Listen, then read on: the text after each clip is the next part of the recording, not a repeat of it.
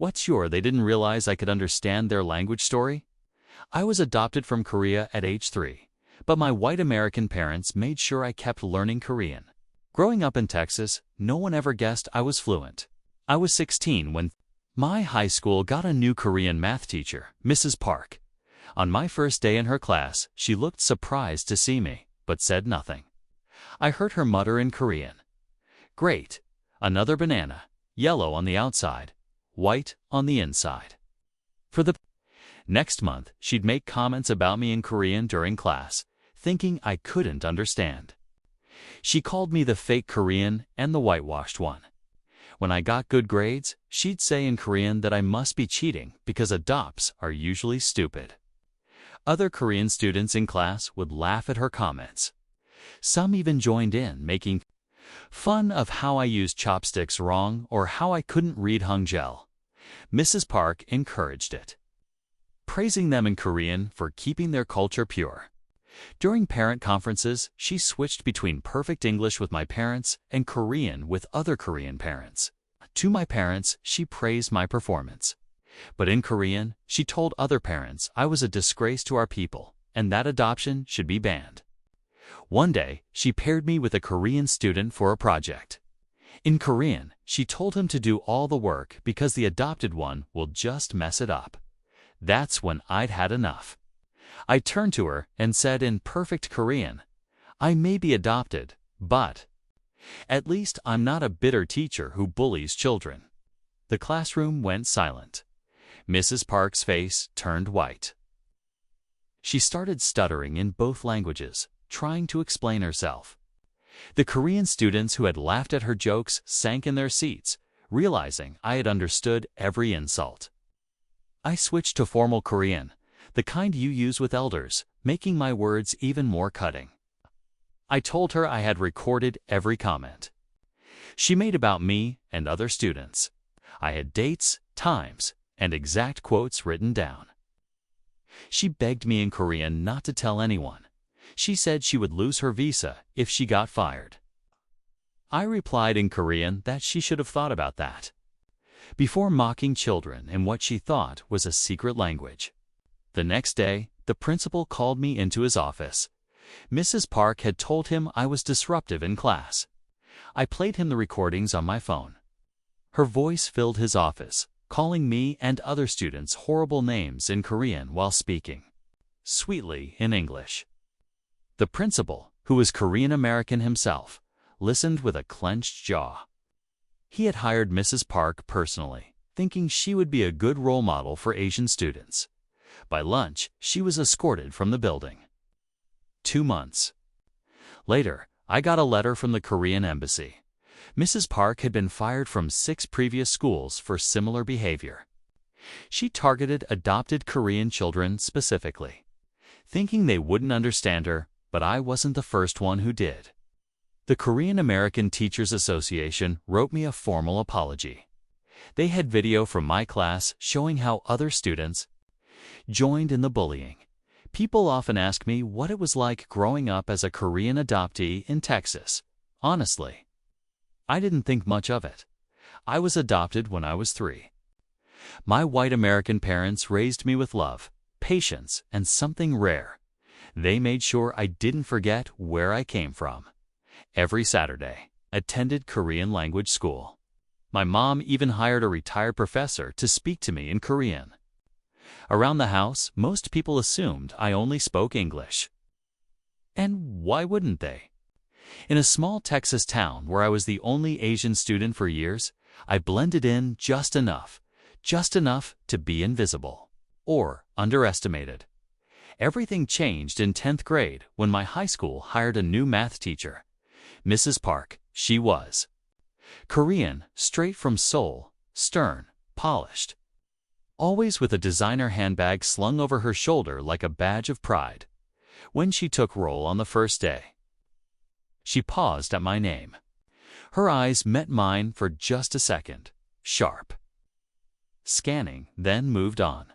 But I heard it, a mutter under her breath in Korean. "Great, another banana, yellow on the outside, white on the inside." I froze. I knew that word. that slur, for weeks. She made comments always in Korean, assuming I couldn't understand to my face. She was cold and professional, but in Korean. She called me the fake Korean, the whitewashed girl, and even said adoptees were usually stupid, so I must be cheating if I got good grades. The worst part? Some of the other Korean students laughed.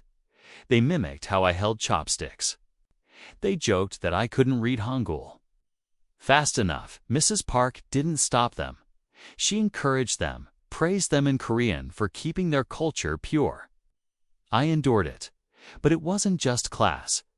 During parent-teacher conferences, she'd switch languages like a chameleon to my parents.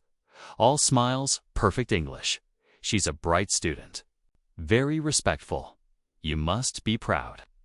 But I stood nearby when she greeted a Korean parent and whispered, "That girl is a disgrace to our people.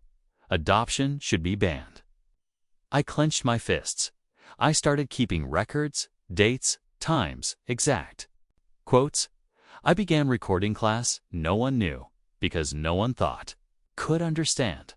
Until one day, the day she went too far, she paired me with another Korean student for a math project. Right in front of me, she told him in Korean, "Do all the work yourself. The adopted one will just mess it up." Something inside me snapped. I turned to her and said, in perfect Korean, "I may be adopted, but at least I'm not a bitter woman who bullies children behind a second language." The room went dead silent. The student she spoke to turned pale. Mrs. Park's eyes widened. She stuttered in Korean. Then English, trying to recover, trying to claim it was a misunderstanding. I kept going, not in casual speech, but formal Korean, the kind you use to elders. "I've understood every word, every insult. I've recorded them all. Your time's up." Students who had laughed at me shrank in their seats. Their faces burned with shame. Mrs. Park begged me, in Korean, not to tell anyone. She said she'd lose her visa if she got fired. I looked her straight in the eye and replied, "You should have thought of that before turning a classroom into your personal echo chamber of hate." The next morning, I was called to the principal's office. Mrs. Park had reported me, claimed I had disrupted class and intimidated her. I calmly handed him my phone. I played the recordings. Her voice filled the office, sweet in English, venomous in Korean, mocking students, calling me stupid, whitewashed, a disgrace. The principal, a Korean-American man, sat back slowly. His jaw tightened. "I hired her," he said quietly. "I thought she'd be a role model." By lunch, Mrs. Park was gone, escorted out of the building. No goodbye. No explanation. 2 months later, I received a formal letter from the Korean embassy. It included a report. Mrs. Park had been fired from 6 previous schools in the U.S. and Korea for the same thing. She had a pattern. Target adopted Korean children. Belittle them, strip them of their identity. But this time, she was exposed. Because this time, the banana talked back. The Korean American Teachers Association sent me a personal apology. They also released footage from our classroom, showing students laughing at me, some of whom later apologized in person. That moment changed everything. I learned something important. Language is power. It can wound, but it can also defend. And just because someone thinks you're silent doesn't mean you're not listening. Story 2. I turned 34. My birthday invite said, "Dinner starts at 6 o'clock. No gifts, just presents." At 6:45, I realized no one was coming. At 7:12 p.m., my sister texted, "Too far to drive for just a birthday." My mom added, "Maybe next weekend. We're exhausted." I did not argue. I just logged into the foundation account I created 2 years ago, updated every authorized name but mine, then sent a one-line email. As of today, I paused all support. At midnight, my sister called 12 times. Then a push notification lit up my phone, and what it said changed my next move entirely. I turned 34. My birthday invite said, "Dinner starts." At 6 o'clock, no gifts, just presents. At 6:45, I realized no one was coming. I lit the last tea light and stepped back, eyeing the table one final time. The ceramic plates, white with gold rims, were a gift from my aunt who passed away last year. I only used them on special occasions. Tonight was supposed to be one of them. I'd made their favorite dishes. Mom loved my lemon-roasted chicken. My sister used to ask for my rosemary potatoes every time she had a breakup. My cousin Devin, I made that stupid spinach dip he always pretended not to like, but devoured in silence.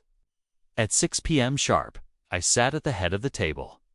I even wore a proper button-down, the kind that still had a dry cleaning tag on it. I poured myself a glass of wine, a soft Cabernet, earthy and warm. I wasn't expecting confetti or balloons. I didn't want to fuss. I just wanted presents. I didn't ask for gifts. I even wrote it on the invite. No gifts, just your presence. That was it. By 6:15, I started checking my phone. A few red receipts, a heart reaction to the invite. No, on my way. No, stuck in traffic, nothing. By 6:30, the food was cooling and my jaw was clenched tight. My stomach was twisting in that familiar way it always did before something disappointing. I'd been here before. Not this exact table, not this exact date, but the same silence, the same avoidance. Like they were allergic to effort. At 6:45, I finally accepted it. No one was coming. At 7:12, my phone buzzed. Too far to drive for just a birthday. My sister texted just like that. No, sorry, no emoji, nothing. 12 minutes later, my mom chimed in. Maybe next weekend, we're exhausted. That was it. No one asked how I felt. No one cared that I'd spent my day scrubbing, baking, seasoning, setting a table with candles and memories. No one cared. It was my 34th birthday. I didn't argue. I didn't reply. I just stood there in my silent apartment and walked over to my laptop, logged into the foundation account I created 2 years ago, the one I quietly used to send money, pay off bills, cover emergencies. I deleted every authorized name but mine. Then I typed one line. Simple, brutal, undeniable.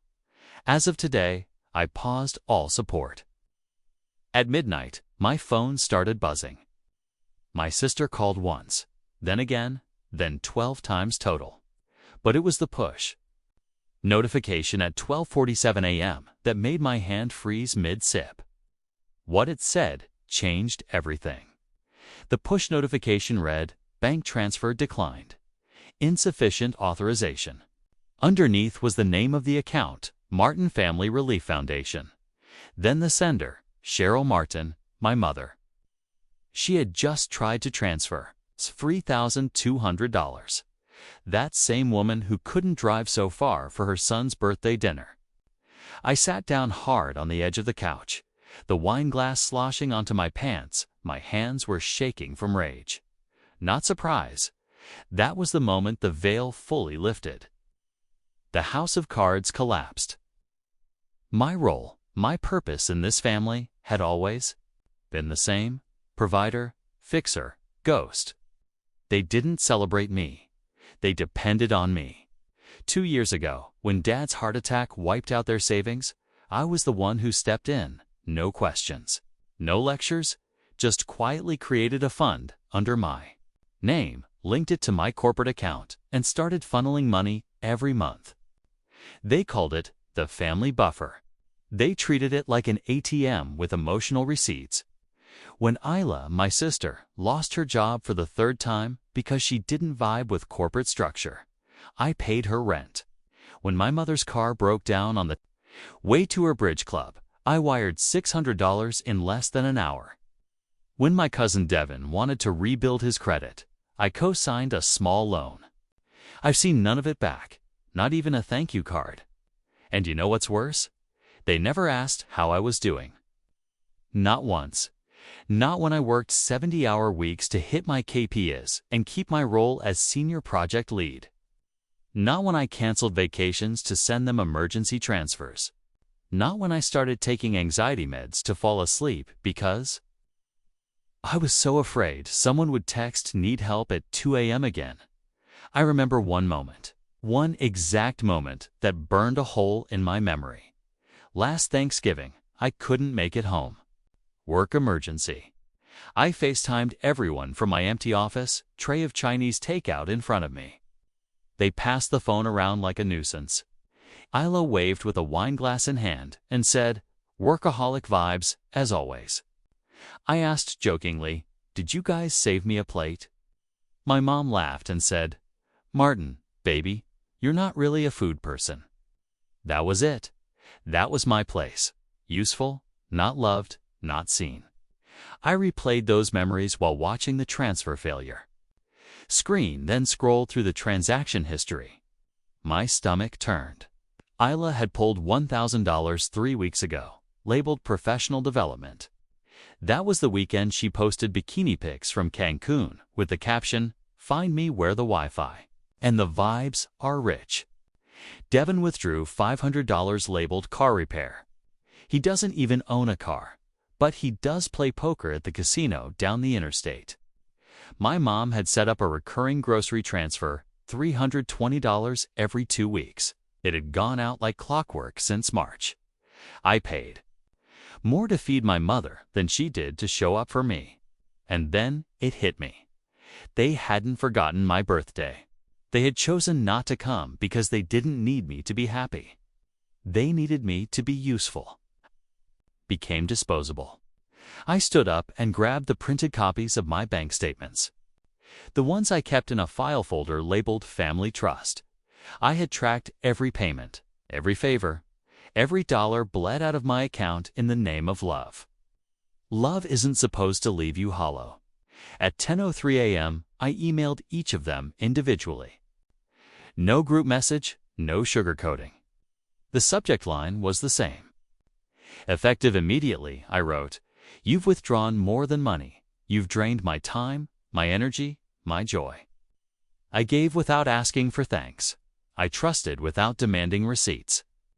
And you took without limits, without guilt. Effective immediately. I withdraw too. There will be no more transfers, loans, cosigns, or emergency funds.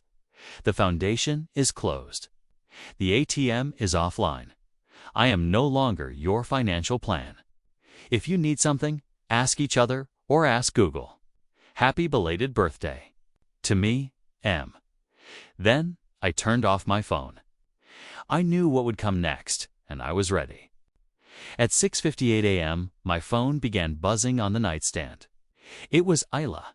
I let it ring. Then, Mom, 3 times in a row. I didn't touch it. By 7:11, the voicemail inbox was full. Q. My sister texted, "You can't be serious. You're just cutting us off." A second later, "This is actually sick, Martin. Like, emotionally sick." Then, "Mom, this is not how family works. We don't punish each other like this." The irony, the pure nuclear irony, because that's all they had done. Punish me for having boundaries. Punish me for existing outside of their expectations. I didn't reply. I got up, made coffee, poured oat milk in it like I always do. My silence screamed louder than anything they had ever said. But silence didn't stop them. At 8:24 a.m., Ela showed up at my door. I saw her through the peephole, tapping her foot like a mother waiting to scold a child. I didn't open the door. She knocked again, harder.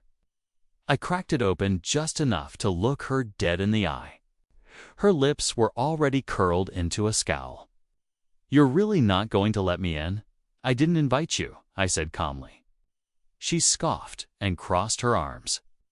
"You've lost your mind, Martin, shutting off the foundation. Do you have any idea what that does?" "To us? You mean you?" I said. "You in Cancun and your digital detox retreats." She flinched. Don't act like you're better than us just because you've got a decent job. I was better than you, I said, because I kept showing up. I paid your rent when your boss fired you for showing up late every week. I covered your health insurance when you skipped Cobra. I gave you every safety net you ever asked for, and you shredded it like a spoiled teenager. Her face hardened. You said you wanted to help. You always said, that doesn't mean I signed a lifetime contract to carry everyone's baggage. She took a breath, recalibrating. You're overreacting.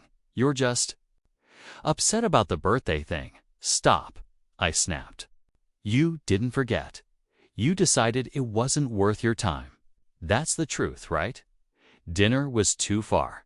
Gas too expensive. Whatever excuse makes it easier for you to sleep. She bit her lip, but didn't deny it. You've made your point, she hissed. Congratulations, you hurt everyone just to feel powerful for once. I didn't blink. No, I said. I finally stopped hurting myself just to keep the illusion alive. I closed the door, didn't slam it, closed it like a chapter, like a casket. 5 minutes later, my phone lit up again. Oh, this is tearing the family apart. We just need to talk. I replied, you had 34 years to talk. Now I listen to actions only. That's when the manipulation machine started spinning at full speed.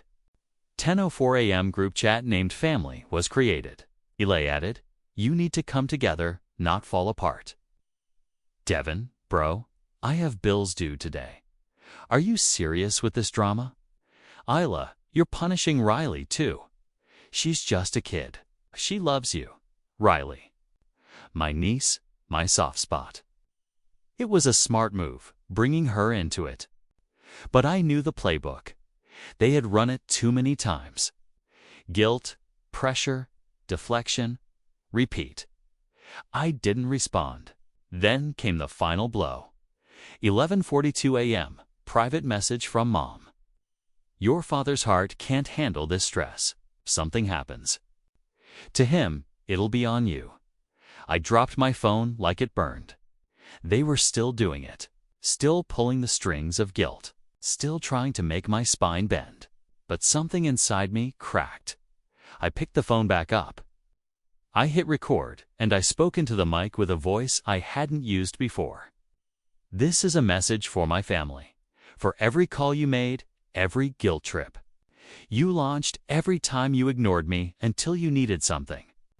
I'm not angry. I'm done. Done being your bailout. Done being your backup plan. Done being the punching bag for your failures. You say this is tearing the family apart. Newsflash, there was no family. There was a bank with a heart, and the bank just closed. I owe you nothing. Not an explanation. Not a reply. Not another cent. Goodbye. I sent it to the group chat and left it. Then I left the chat entirely. That night, my phone rang again. I answered without a word. Hila's voice cracked through the line, panicked. Martin, someone just froze my account. The landlord's threatening to evict me. What did you do? I said nothing. Are you even listening? You're really going to let your family go homeless? Click. 2 hours later, a different number. Devon, this time you made your point. Man, can you just flip the support back on for this month? We'll figure it out after. I decided not to engage further. By midnight, they had tried calling 27 times. My apartment was silent, peaceful. I poured myself another glass of wine, turned on some jazz, and watched the city blink through the window. And for the first time in my adult life, I didn't feel needed. I felt free. The next morning, sunlight woke me. Not a vibrating phone, not a desperate email, not a ping from someone needing help. Just warm, golden silence. And in that silence, I noticed something strange. I didn't feel panic. I didn't feel guilt. I felt peace. Like my nervous system had finally powered down after years of red alert. But peace doesn't come easy when your life has been a non-stop emergency room for everyone else. For the first week, I kept checking my phone instinctively, expecting some, "Hey, quick thing," or "Can you VMO me?" Even just a fake, "How are you?" laced with an unspoken ask, but nothing came. Not from Mom, not from Isla, not even Devin. At first I thought they were finally giving me space. I was wrong. They were regrouping because silence wasn't surrender. It was a tactic, a manipulative. Pause before the second wave, but I didn't wait around to brace for impact. I moved forward. That weekend, I drove out to the coast. I left my phone on airplane mode and sat for hours just watching the tide crash against the rocks. No thoughts, no family, just the sound of the ocean doing what it's done long before me. And what it'll do long after. That night, I had my first full, uninterrupted sleep in over a year. And in the days that followed, I began reclaiming everything they'd drained from me. I joined a gym again, started writing a short story that had been buried in my laptop since 2018, signed up for cooking classes, and maybe the boldest move. I applied to speak at a local TI Dex event, aita. I topicked emotional bankruptcy, how families drain us, and how we take ourselves back. But just as I started building this new version of myself, the past came knocking.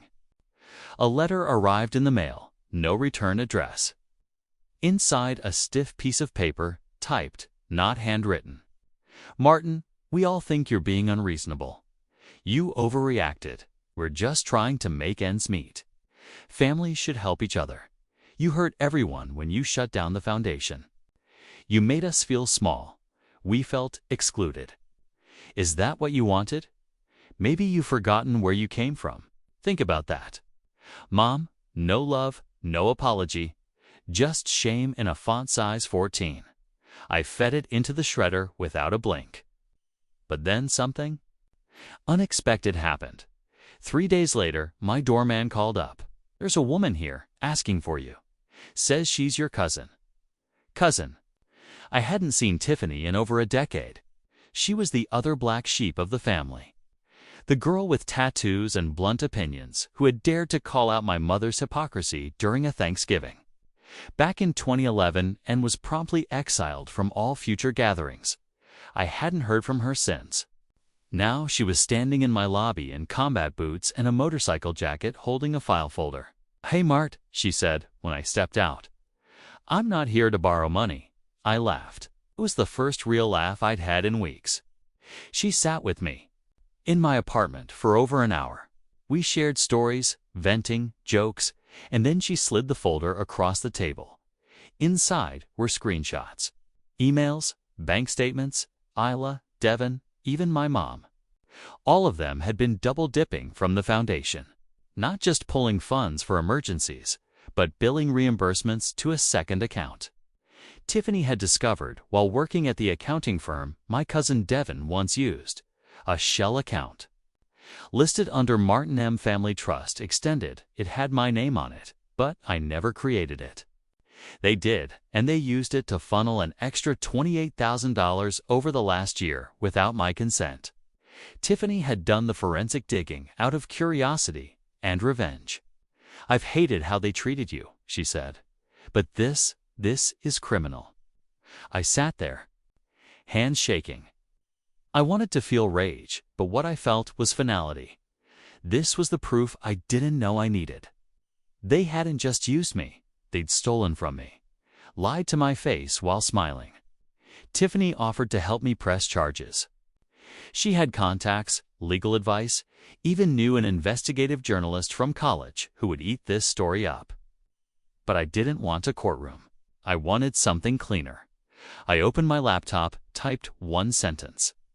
"As of today, Martin M. is not responsible for debts incurred under fraudulent family authorization. Legal counsel has been retained. IBCCD, the family." Then I emailed the IRS quietly, anonymously, with documentation. 2 weeks later, I got a voicemail from Isla, her voice trembling. Martin, I were being audited. Someone reported us. Devin's freaking out. Mom's crying. Please, was it you? I deleted it and booked a weekend in Denver where I gave my TEDx talk to a room full of strangers who applauded like I just handed them their own key to liberation. I told them how I'd funded every lie, how I confused giving with loving, how I finally chose myself. When I walked off stage, a young woman in the front row stood and said, "Thank you." I didn't know I was allowed to stop. Neither did I until now. It's been just over 6 months. 6 months since I lit candles for a dinner no one came to. 6 months since my sister called my birthday too far to drive for. 6 months since my mother said they were exhausted only to try withdrawing over $3,000 that same night from the foundation I built in silence. 6 months since I said no more. And in that time, I have not spoken to any of them. Not Illa, not Mom, not Devin, but I've never heard from them so much. Group chats I left still buzz without me. Passive-aggressive voicemails, letters dripping with guilt and subtle threats. Muted tears over the phone from Mom, angry Ms. from Devin's girlfriend telling me I destroyed a family legacy and should be ashamed. The legacy? You mean the fraud? Account they created under my name and siphoned $28,000 from. Yeah, I dismantled what was built on guilt. And I'd do it again because I didn't just walk away from them. I walked toward myself for the first time in my adult life. I feel like I'm living in my own skin, not in some emotional uniform. They dressed me in the responsible one, the ATM, the martyr. You want closure? Here's what closure looks like. Leela's eviction notice became public record 2 months ago. Turns out her landlord didn't find her spiritual retreats and wellness blogs sufficient collateral for unpaid rent. She tried to reach out through a mutual friend. I didn't respond, but I sent a small Amazon package. Inside a budgeting book, a zero gift card, and a handwritten note that simply said, "This is what real self-care looks like." Devin, last I heard, the IRS flagged his fake consulting write-offs and froze his accounts. I didn't press charges. The paper trail Tiffany gave me was enough to light a match under every corner he used to hide in. He sent me a 3-word email. "You happy now?" I replied with 2. Absolutely liberated. Okay, Mom. She still sends those long letters, pages and pages, of poetic manipulation wrapped in phrases like, "I just wanted the best for everyone. You know I love you, even if I didn't say it enough. You used to be so generous." She even sent one with an old childhood photo of me holding a Lego spaceship. Captioned, "Remember when you used to build things instead of breaking them?" I framed that photo not because I missed her, but because it reminded me that I used to create for joy, not obligation. Now I do again. The novel I buried for years is finally finished. It's called Dinner at 6, Story of Conditional Love. My publisher said it made them cry, that it felt like a revolution disguised as a confession. And here's the twist. It's dedicated to 2 people. 1, Melanie, Ila's ex-best friend. The woman I quietly sent $500 2 years ago so she could escape an abusive relationship and who now lives in Portland with her wife and their daughter. She emailed me out of the blue saying that money saved. My life, your silence spoke louder than their noise to Riley, my niece, the only innocent soul in the wreckage. She sent me a letter online paper with a rainbow sticker on the envelope. "I miss you. Mommy says you're not mad anymore." But she still cries. "Will you ever come back? If I bake your favorite cookies, would that help?" It gutted me. But I didn't go back. Instead, I mailed her a book, The Little Prince, with highlighted passages about taming, love, and responsibility. Inside, I wrote, "I will always be here, just not always where you expect. You are not responsible for fixing grown-ups. You are free." I still send her birthday gifts anonymously. One day, she grows into the kind of person who chooses truth over tradition, I'll tell her everything. As for me, I've built a new life. I don't check my bank account with fear. I don't wake up worried about who I forgot to save.